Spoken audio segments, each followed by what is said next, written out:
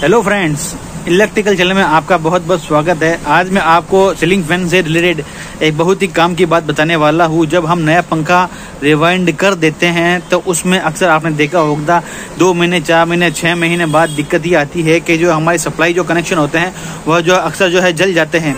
जो यहाँ से हमने देखा होगा, यहाँ से जो है शॉर्ट सर्किट हो जाते हैं। तो उसका क्या कारण है वो आज आपको मैं बहुत ही अच्छी, बहुत ही ज़बरदस्त बात बताने वाला हूं, जिसको आप फॉलो कीजिए। आपकी ये कनेक्शन जो है कभी भी ज़िंदगी में कभी भी आपके जो है कनेक्शन नहीं जलेंगे। उसके लिए दोस्तों आपको करना क्या है, जब भी आप इस तरह की मोटर को रिवाइंड करते हैं, नई मोटर रिवाइंड कर देते हैं, तो देखिए दोस्तों यहाँ पर हमने जो इसके अंदर क्या किया है, ये जो स्लीव्स हम निकालते हैं वो आपको यहाँ तक लास्ट तक पाइप के अंदर तक यहाँ तक पूरा निकालना है।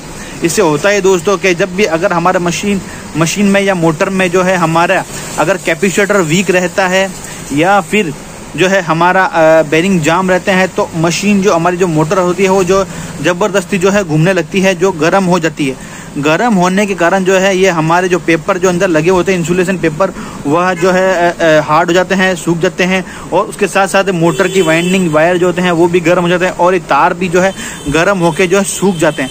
सूखने की वजह से जो इनमें शॉर्ट सर्किट जो है बन जाता है, तार खराब हो जाते हैं।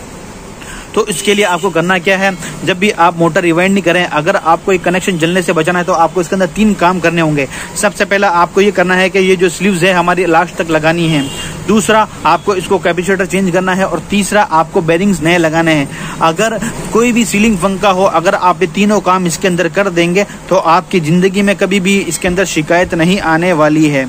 आई होप दोस्तों आपको छोटी सी जानकारी समझ में आई होगी। अगर पसंद आई है तो आप इसको जो है आगे शेयर कीजिए। बहुत बहुत धन्यवाद दोस्तों।